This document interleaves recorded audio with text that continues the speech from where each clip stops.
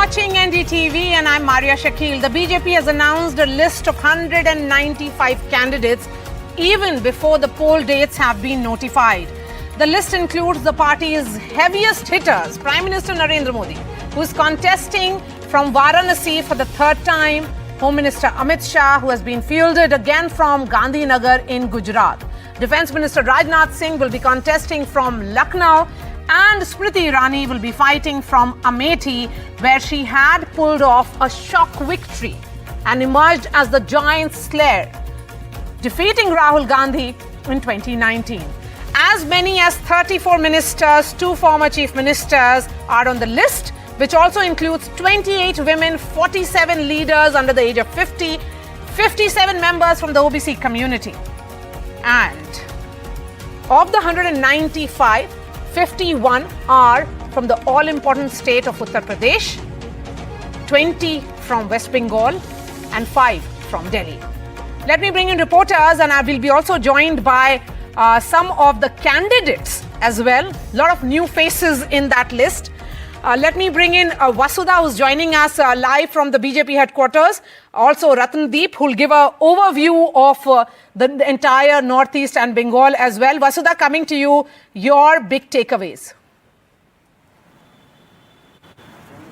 Well, Maria, I think the big takeaways according to me would be that we will have to wait for the next list to see the kind of bloodbath that many were speculating. But something of that sort happened, at least with regard to Delhi, because of the 5 that have been announced till now, we could see women Paar sort of like coming through. We see Bansuri Swaraj and of course Kamaljeet Sehrawat being fielded, and someone like Ramesh Biduri being dropped. And remember, Ramesh Biduri during the inauguration of the new parliament used extremely objectionable comments against Danish Ali, and that was not seen in a good light by several BJP leaders, including the Prime Minister. So this is a strong mess. Someone like Pravesh Verma, who won by a huge majority of votes, comes from a heavy political legacy. He has been dropped. Gautam Gambhir, of course, in the morning said that he wouldn't be contesting. No, that seat has been left, for the next few days, and that would be announced in the next few days. But also another seat, reserved seat, in which Hansraj Hans contests from, that has also been left for announcement in the coming days. But I think in states of West Bengal and UP, 51 seats have been announced, and we know that India allies have already announced 1/3 of the seats. BJP is cautious and aware that those candidates have been making their rounds, so it really wants to not take any chances there. West Bengal, you could see a combination of both narrative setting and also strong leaders. So Shubhendu Adhikari, who is probably the only member in Shubhendu Adhikari's family who's not an MP or MLA, he's been fielded. Then you also see someone like Anirban Ganguly, who was fielded from the very difficult constituency of Bolpur in 2021. He's been fielding from another very difficult constituency of Jharkhand, which is where of Jadavpur, which is where Mamata Banerjee sort of won one of her earliest elections from. You see someone like Priya Saha, who has consistently fought against post-poll violence narrative of the TMC. So this is also a balancing act between rewarding people who have been loyalists, who have been fighting for the party. You see Saket Mishra, Bansuri Swaraj, Anil Anthony being fielded from Pathanamthitta. Saket Mishra is the son of Nipin Mishra, who has been a very loyal, dedicated, also an ace bureaucrat in the Narendra Modi government, helping the government actually logistically and politically overcome many of its challenges. So he has been given Shravasti, which is seen as a seat where a Brahmin could win very easily. Yes, so I think these are some very important takeaways. And also Telangana, if you see many MPs, many MPs have been repeated, in some ways making it very clear. Yes, making it clear that the party wants to have a combination of both momentum and strong faces to get going in some of the states where it is perceived as weaker for now, but actually has been making very steady progress in the last few years. Okay, shifting focus now to the eastern part of India. Ratndeep, overall, 2 union ministers actually dropped in that list. That will be the big takeaway from Northeast. That's right. In fact, if you look at Northeast and Assam, 2 union ministers, Rameshwar Teli and Pratima Bhaumik from Tripura, have been dropped. Now in Tripura, in West Tripura seat, former Chief Minister and Rajya Sabha MP Biplab Deb have been fielded. Union Minister Kiren Rijiju has been retained in his Arunachal East seat. Union Minister Sarvanand Sonowal will now go back to his home constituency, Dibrugarh. So in Assam, BJP is going to contest in 11 of the 14 seats. 3 seats they have left it for allies, AGP and UPPL. Out of 11 seats, there are 7 new faces in Assam. So BJP really trying new faces. Some senior leaders have been given tickets though. So therefore making a combination of new and old. In Bengal, remember the BJP again making a combination of looking at winnability of candidates, and therefore Union Minister Nishit Pramanik, Shantanu Thakur have been fielded again. The state BJP President Dr. Shukant Mazumdar has been fielded from his constituency. Locket Chatterjee again retains her constituency, and also very interestingly in Bengal's Asansol, BJP has given ticket to famous Bhojpuri singer and actor Pawan Singh, and in all likelihood he is going to contest against the sitting Trinamool Congress MP from Asansol, the Bihari Babu Shatrughan Sinha. So that would be an interesting contest to watch out for. And also if you look at entire northeast, then if you look at Assam, they have tried to go for experienced candidates. So that means that both in Bengal and Assam, BJP is trying to maximize their number of seats so that they can overall maximization of seats to go towards that mark of 400 and seats. You need more seats from east, and that's exactly the strategy of BJP. Yes, we have Dr. Anirban Ganguly, BJP candidate from Jadavpur, joining us live. He is also the chairman and trustee of Dr. Shyama Prasad Mukherjee Research Foundation. Dr. Ganguly, appreciate your time here on NDTV. Thank you so much. It's a tough contest, and what is giving BJP hope that after coming up with that surprise number of 18 in 2019, you can have more gains from Bengal this time around? There's a huge and acute disgust against the ruling dispensation, the Trinamool Congress in West Bengal. Sandesh Khali is the latest expression of that. And I think this this disgust, this hopelessness of the ruling TMC runs across the state. And for us, Maria, no contest. We don't take any contest lightly, whether it is panchayat, whether it is municipal corporation, whether it's assembly or Lok Sabha. In every contest, every fight, we give our 100%. But I would also like to remind you here that Jadavpur has in the last, from 2009 to 2019 and 24, if you see, Trinamool Congress sent 3 candidates to parliament from Jadavpur.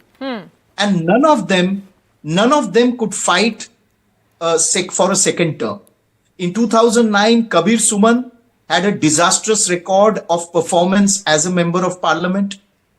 In 2014, Professor Sugato Bose, historian from Harvard, and Professor Sugato Bose, in 2019, decided that Harvard was a place which was more comfortable for him rather than Jadavpur.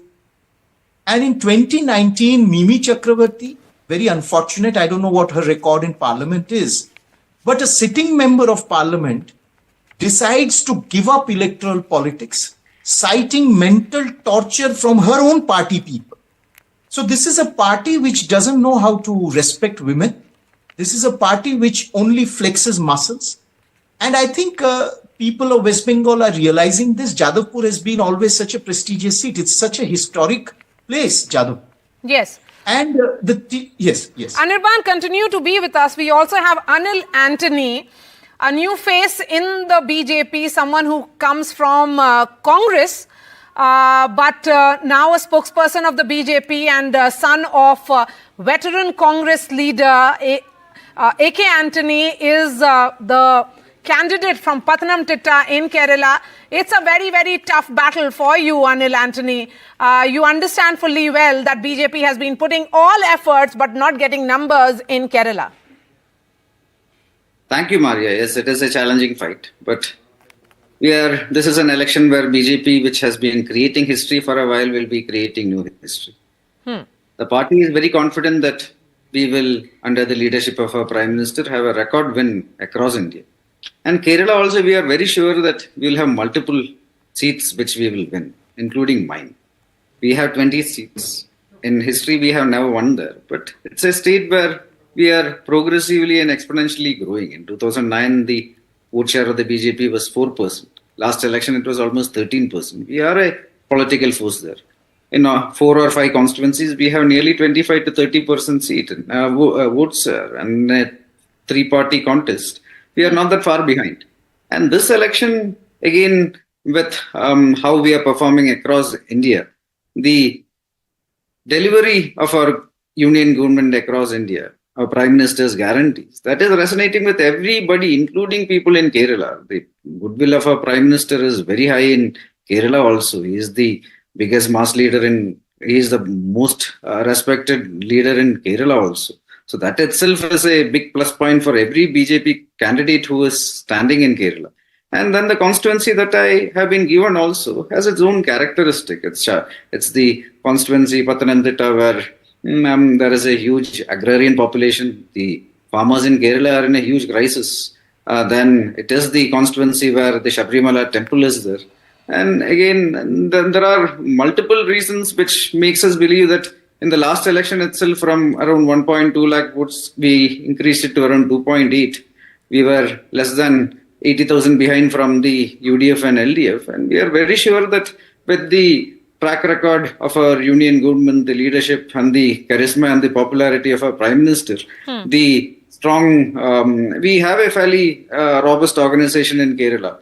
And then I'm very sure that with all that and people's support, I'm very sure do you feel that perhaps there can be a Bengal in Kerala, some surprise numbers which came in 2019 where Anirban Ganguly is contesting from, there could be a surprise also in Kerala? But it's a different terrain altogether.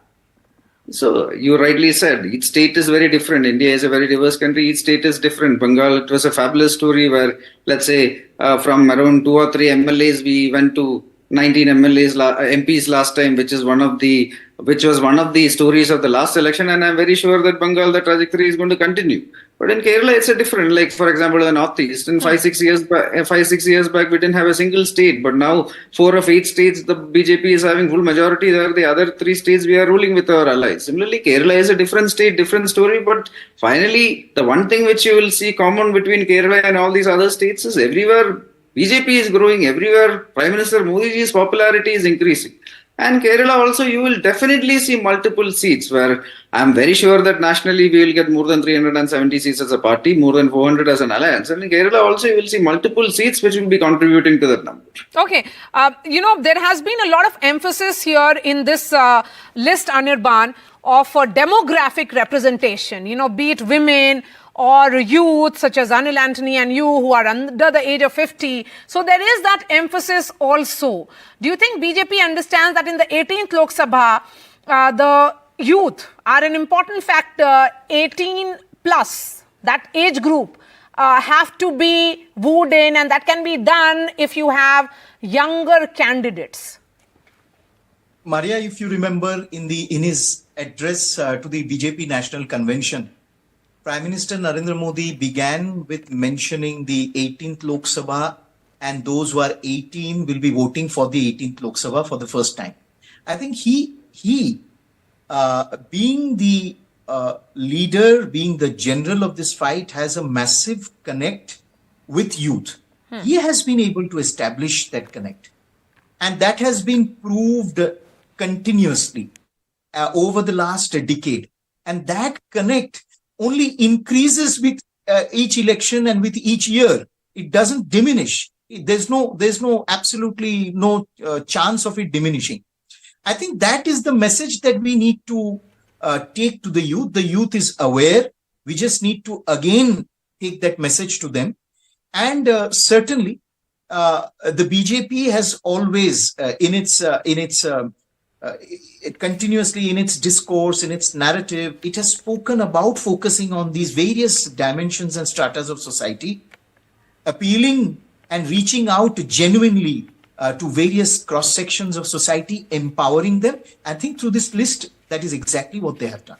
All right, Anirban Ganguly, BJP candidate from Jadavpur, all the best for your fight. Thank you so much for speaking to NDTV. Let me go back to our reporters who are analyzing this list. Harsha Kumari Singh, starting with you in this part, and big takeaways of the list from Rajasthan. I think, Maria, the big takeaway here really is that the BJP has worked in a very refined and, may I say, in a way that looks at how the kind of micromanagement that they're best known for, that they've focused on certain specific caste arithmetic where they could be on a sticky wicket. So if you look at Banswara, Dugarpur, that's South Rajasthan, south of Udaipur. I think everyone's gone to Udaipur, but no one's gone as far as Banswara. It's absolutely beautiful and I recommend you definitely travel there. But that's an area where there is a huge tribal population, and that tribal population has been tilting very heavily in favor of a party called the Bharatiya Adivasi Tribal Party that's actually grown there in leaps and bounds. In fact, their vote share has gone from 2 lakhs to 4 lakhs in the last assembly elections. The BJP planned ahead. They knew that this is a sticky wicket. This caste arithmetic needs to be consolidated. So what did they do? They got Mahendrajit Singh Malviya from the Congress to cross over. They've laid out a red carpet for him. And there you have him in the first list. He's the BJP's candidate from Banswara, Dungarpur. Interestingly, he's one of the few people who actually won on a Congress ticket with more than 1 lakh votes. So just look at how the BJP works. Look at how they get down to nitty-gritty, to brass tracks. Then the other thing, you're betting again on Jyoti Mirda. I think that's also pretty, politically clever of the BJP. They realize that the Jat vote could be a little affected because of the farmers' agitation. Remember, Rajasthan borders Punjab. There's been a little bit of the domino effect there. But you go with Jyoti Mirda again, despite the fact that she lost the MLA election, because somewhere the Mirda name still counts. So I think what I do see in Rajasthan is the fact that they've gone and focused, absolutely like with a microscope on the caste arithmetics, because like we say in Rajasthan, caste is really key. Caste is key, and the woman voter is becoming a key, and that's the reason why we have a list in which Hema Malini, Ranveer, many were not giving her a chance that she would be returning as a potential candidate of the BJP, and she has made an entry again from Mathura. Maria, BJP is known for giving surprises, but in the first list of 51 candidates, I don't think any surprising element. As far as UP is concerned, some names are very expected names, like Prime Minister Narendra Modi from Varanasi, Rajnath Singh from Lucknow, Smriti Irani from Amethi. But the actual interest lies in those 29 seats which are yet to be decided. And if you see Brijbhushan Saran Singh, he is on hold from Kaisarganj seat. Also, Rita Bahuguna Joshi from Prayagraj, she was also expecting that this may be her last election. But her name is yet to be announced. So Prayagraj, also you see Kanpur seat yet to be decided. And Gandhi's, Menka Gandhi and Varun Gandhi, both are awaiting ticket from BJP, but the names are yet to be announced from Pilibhit and Sultanpur. So also Ghaziabad, General V.K. Singh, he is presently MP, a union minister, but sources claim that he may be denied ticket from Ghaziabad, but decision is yet to be made, and General V.K. Singh has to wait whether he'll get ticket from Ghaziabad or not. Badayu, daughter of Swami Prasad Maurya, Sanghmitra Maurya, she is presently MP from Badayu seat, and BJP has decided not to announce her name. So the decision is yet to be taken that whether Sanghmitra Maurya will get ticket from Badayu or not. So the basic surprising element lies on those 29 seats which are yet to be decided. And also, out of these 29, 6 or 7 may be given to the allies of the Bharatiya Janata Party, which are Apna Dal, Subhaspa, Nishad Party and RLD. So still BJP have to decide more than 20 names, but the actual interest of BJP leaders are saying that lies on those seats which are yet to be decided. So Prime Minister Narendra Modi will again fight from Varanasi, Rajnath Singh will from Lucknow, Not much of a surprise there. From Amethi, and even she Smriti gave a Irani, shocking. not much of a surprise. So, Ratandeep, a quick 30 seconds to you, and then I'll ask Akhilesh to sum it up for us.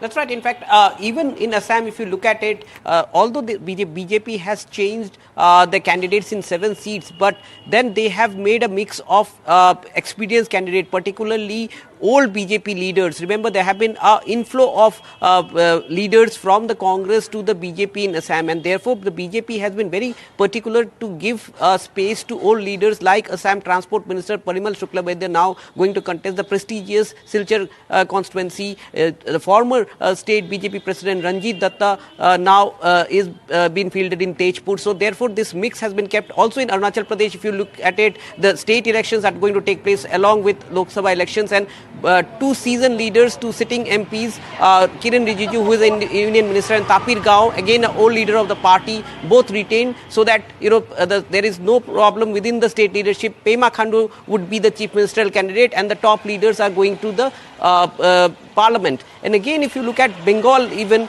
in Bengal, BJP has looked at the winnability of candidate, and therefore, if Shomendu Adhikari has been given a ticket in Kathi, he's the brother of Shomendu Adhikari, and state BJP President Shukanta Majumdar, Locket Chatterjee, the two union minister Nishit Pramanik, who is one of the firebrand leaders from North Bengal region. So therefore, there is a mix of winnability and also giving scope to experienced leaders, so that BJP can maximize their number of seats from Eastern India. And perhaps this formula will also will be replicated in states like Odisha or even in Jharkhand. So we'll have to wait and watch for those states. But Assam and Bengal, clearly the BJP is trying to give space to leaders with more winnability factor. So winnability is a question. Akhilesh, if we were to sum it up, how many surprises for you? And what is the big takeaway? Let's not forget that, Prime Minister said that it's about his guarantee, Modi ki guarantee, with which the BJP is entering this election. And then they also come up with a lot of surprises in terms of new faces. What is really the need for newer faces? Maria, for me, I think the biggest story is the Uttar Pradesh, because BJP so far has announced 52 names, including Prime Minister Narendra Modi. And surprisingly, none of the sitting MPs have been talked so far. So this is the biggest story as far as the BJP's today's list is concerned, because 45 sitting MPs have been given tickets. And this is a big message, and this also shows that how BJP is being very cautious and very careful. As far as the biggest state in the country, Uttar Pradesh, is concerned, it has 80 Lok Sabha seats, and BJP is hoping to win all of them. And BJP is not taking any chances, because they know very well that if you disturb one or two MPs even today, it may face revolt. And BJP is not taking that chance. So 45 MPs getting repeated once again in Uttar Pradesh. It's a very big story. And it also shows that BJP is very calculative as far as UP is concerned. And another bigger story is, I think, is Delhi, where 4 sitting MPs, including Union MOS Meenakshi Lekhi, she has been dropped. Basuri Swaraj, who presents Sushma Swaraj's legacy, she has been given the New Delhi seat, which is very prestigious seat as far as the parliamentary Lok Sabha election is concerned, and she is replacing Meenakshi Lekhi there. And Manoj Tiwari so far is the only Delhi BJP MP who is repeated. And Bhupendra Yadav's entry in Rajasthan is contesting from Alwar. That seat was vacant due to Baba Balaknath's contest in assembly. And Alwar is now going to be Bhupendra Yadav's constituency, and that is also a big story. And if you look at Gujarat, Madhya Pradesh, Rajasthan, Assam, West Bengal, BJP there has denied tickets to many sitting MPs. If you look at the larger picture, so far 34 MPs have been denied tickets. And if you compare it with the current strength of the BJP with 290, around 12 to 15% sitting MPs have denied tickets so far. 110 current MPs have been repeated. So this is another big story. And UP, as I mentioned, not even a single MP, sitting MP has been denied ticket. All of them have been repeated. And OBC factor, which we have been talking about for the past 2-3 days, 57 OBC MPs are there, candidates are there. Okay. So this is a big message as far as the OBC community is concerned. And lastly, 28 women candidates are there. So that is also a message by the BJP to the half population. All right. Akhilesh, continue to be with us. And Ranveer and Ratandeep, appreciate your time. Thank you so much for joining us. We are slipping into a short break. This remains our top focus here on NDTV. 195 candidates of the BJP have been announced in this first list.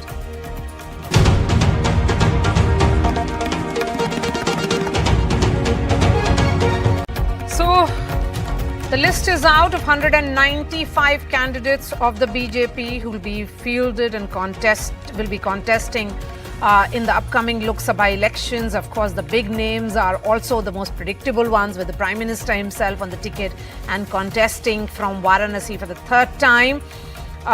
Then Home Minister Amit Shah contesting from Gandhinagar. You have Smriti Irani, who defeated Rahul Gandhi in 2019, contesting from Amethi. There are several new fresh faces. The BJP has fielded a significant number of women candidates as well. There has been caste balancing which has been done with OBC candidates. There are fresh faces coming from Manoj Tiwari, who is the only BJP MP in this list of 5 which has been released. He is being actually repeated. In fact, Manoj Tiwari is joining us live. Manoj ji, बधाई सबसे पहले। और 5 MP का जिनका ticket announce हुआ है candidate, उसमें बस आप ही हैं जो पुराने हैं, बाकी सब नए चेहरे। देखिए, ये बहुत इम्पोर्टेंट नहीं है कि हमें टिकट मिले या न मिले। मिल गया तो बहुत अच्छी बात, नहीं मिला तो भी पार्टी हमसे जो काम लेगी वो करने के लिए हम सब तैयार हैं। तो इसलिए मेरा मानना है कि पार्टी अगर हमें काम देती है ये तो भी हमें स्वीकार है, कोई और काम देती है तो भी स्वीकार है। हाँ, अगर उसने फिर से हमें दिया तो पार्टी का धन्यवाद है, नरेंद्र मोदी जी का धन्यवाद है, जो नरेंद्र मोदी जी देश ही नहीं पूरी दुनिया की आशा के केंद्र बने हुए हैं। तो हम इस पे काम करते हुए आगे बढ़ रहे हैं और हमें पूरा विश्वास है कि हम 2019 में दिल्ली में लगभग 56% वोट शेयर लिए थे। इस बार हमें वोट शेयर 60% तक ले जाना है और दिल्ली की परिस्थितियों में यह संभव है। नरेंद्र मोदी जी ने 370 सीट मांगे हैं बीजेपी के लिए। मुझे पूरा विश्वास है कि हम इसको 375 तक देश के लोग करके देंगे। इस तरह से हम लोगों को प्रार्थना करने वाले, उनके दिलों को हम इस तरह से जीत रहे हैं। मनोज जी, बांसुरी स्वराज चुनाव लड़ रही हैं सुषमा स्वराज की बेटी। उन्होंने सुषमा जी ने पार्टी को बनाने में बहुत काम किया है, तो आप उनके कैंडिडेचर को कैसे देखते हैं? क्योंकि दिल्ली जो कहा जाता है, जो 7 सीट है दिल्ली की, वो बहुत ही प्रेस्टिजियस चुनाव रहा है हमेशा। देखिए, बांसुरी अपने आप में बहुत ही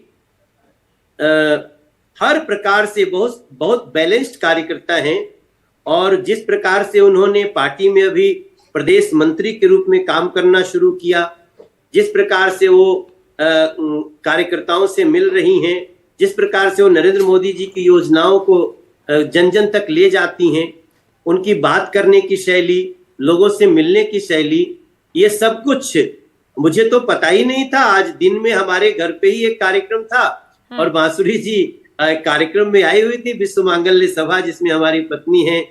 तो मुझे तो मालूम नहीं था कि वो उनको भी टिकट होने वाला है, लेकिन बीजेपी के अंदर यही है, किसी भी कार्यकर्ता को मौका मिल सकता है तो वो भी उसको वैसे ही लेगा और अगर किसी को और काम मिल गया तो भी उसको वैसे ही लेना है। बांसुरी को मैं बहुत आशीर्वाद देता हूँ, हमारी छोटी बहन है और हम तो उनकी माता जी के साथ भी काम किए हैं और अब बांसुरी को एक बड़े अंतर से नई दिल्ली की जनता जिताएगी, ऐसा मेरा पूरा विश्वास है। एक सवाल आपसे, कांग्रेस आम आदमी पार्टी का अलायंस हो चुका है, सीट का शेयरिंग भी हो चुका है दिल्ली के लिए, कितना बड़ा चैलेंज रहेगा? ये चैलेंज उनके लिए हो गया है। अब आम आदमी पार्टी और कांग्रेस के लिए गठबंधन चैलेंज हो गया है। मैं आपको बताऊं कि दिल्ली के आम आदमी पार्टी के कार्यकर्ता और कांग्रेस के कार्यकर्ता निराशा की घोर, उनकी सीमा नहीं है जिस निराशा में चले गए, क्योंकि वो सोच ही नहीं सकते थे कि आम आदमी पार्टी जो कांग्रेस को गाली दे दे के, शीला दीक्षित जी को गाली दे दे के मर्यादा सारी तोड़ दी, वो आम आदमी पार्टी कांग्रेस से गठबंधन हो जाएगा। उन कार्यकर्ताओं की निराशा इतनी है कि वो नरेंद्र मोदी जी के लिए वोट देंगे और इसलिए मैं 56% वोट शेयर को 60% देख रहा हूं, ऐसा मेरा विश्वास है। और आप देखिएगा यही होगा। मैं आपके एनडीटीवी के कार्यक्रम में जो बोल रहा हूं, एक दिन आपको याद आएगा कि दिल्ली के आम आदमी पार्टी और कांग्रेस के कार्यकर्ता दोनों जिस निराशा में हैं, वो भारतीय जनता पार्टी के लिए इस बार वोट देंगे और अरविंद केजरीवाल जी और राहुल गांधी जी दोनों के इस बेमेल गठबंधन को सबक सिखाएंगे. All right, Manoj Tiwari, all the best to you and congratulations on being the only BJP MP out of the 5 tickets that have been announced to actually win that candidature of the party. So certainly it is about your performance. Thank you so much for joining us. We are slipping into a short break. Lots more news and updates on the other side.